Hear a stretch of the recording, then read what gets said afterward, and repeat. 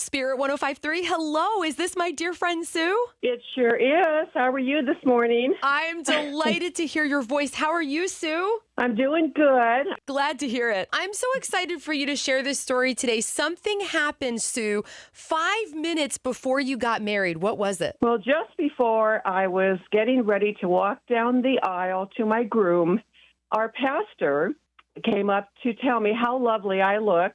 And as I walked away from him, his foot caught on my train and ripped it off my dress. Oh, how did you feel in that moment? Well, I panicked. My mother made my dress, and she had, and the train is a separate piece on this particular dress, and it was held on with big, huge snaps. And to rip off a snap like that, I knew we were kind of in trouble. My mom, she shot into action, and we went into the bride's room, and all she had in her purse was a medium-sized safety pin.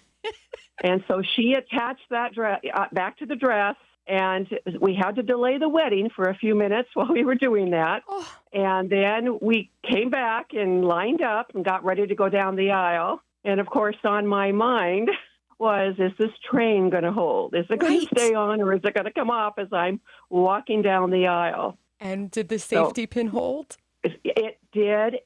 And you know, to this day, that safety pin is still on the dress. Oh, I love knowing that. And It you doesn't and your matter. I love it. And I forgot your husband's name. Remind me. It's Wes, and he is Wes. sitting I'm right here. He's Hi, sitting Wes. next to me. Hi. I asked Wes just a while ago. I said, "Did you know that we had this problem?" And he said that he did not know until our reception. So here I'm walking down the aisle crying. Oh, And he just thought I was emotional. oh my So- word. Yes. Well, And not then- only has the safety pin held, but your love has held for each other for 50 years. What's your secret? Well, I will tell you, we have a shared faith in God. Mm-hmm. He is my best friend, and I'm his best friend. We enjoy time together. He's my biggest cheerleader. Anything that I'm involved in, he is involved in as well. If I have an idea, he goes with it. I mean, we do that for each other. We help each other to be the best people that we could be, and that's really that's what I will say is a secret to our lasting marriage and friendship. Oh, that's beautiful. Wes, how would you answer that? Well, we just spend time together. Yeah.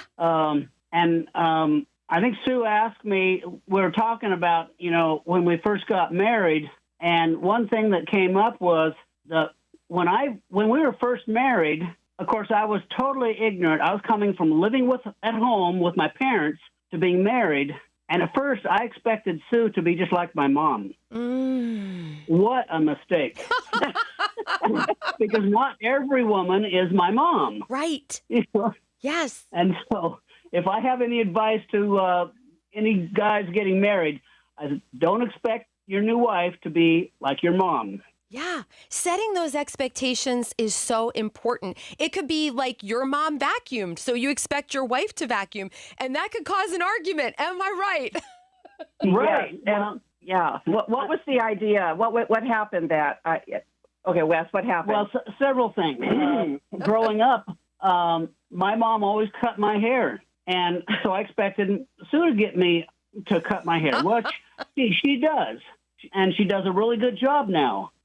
It took me a while. But I also expected Sue to can fruits and vegetables and garden, just like my parents and grandparents. Sure. But Sue didn't grow up that way. Right. So she said, this is not for me. Yeah. And She it's has like different gifts. Right. Yeah.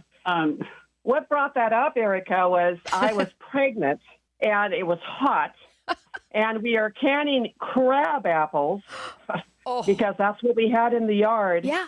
And that's when I said to Wes, I'm barefoot and pregnant, and I'm canning, and this is really not my style. I don't blame you. After that, we decided canning was not going to be part of our family tradition. Wow. So, So and, what and that's fine with me.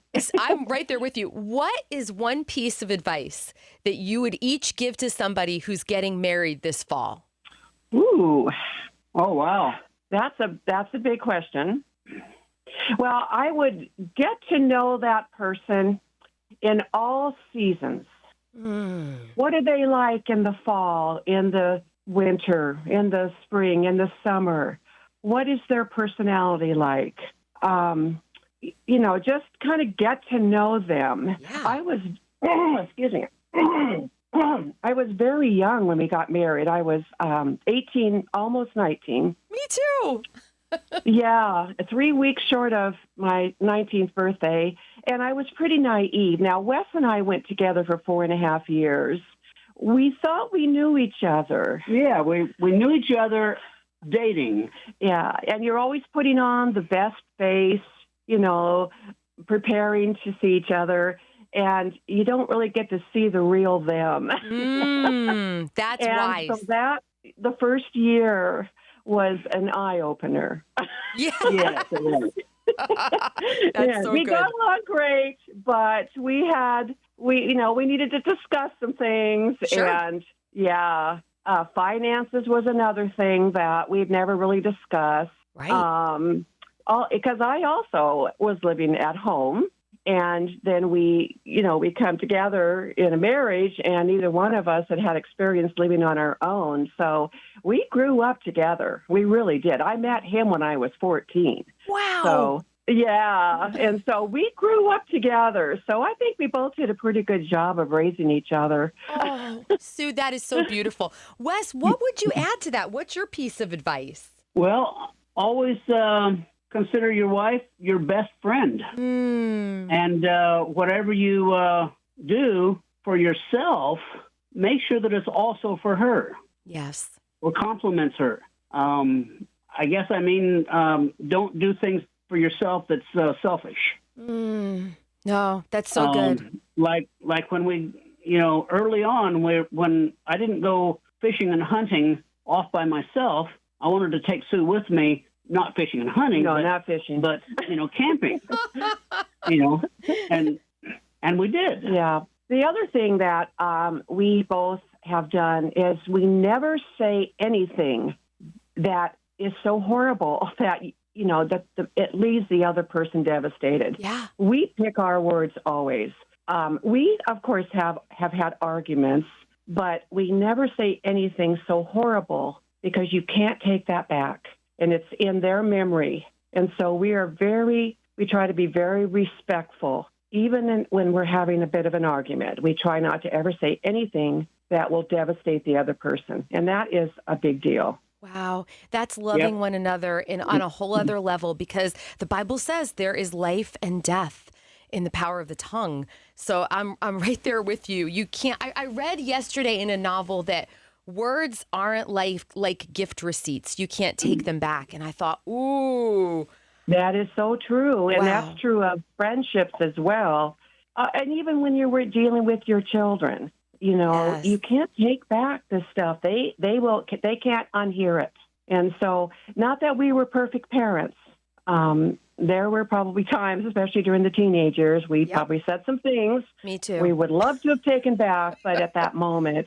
But it's just, and then we both have a great relationship with our children now and our grandchildren. And so that was the goal, is you want to make sure that you all are friends when you grow up, That's it.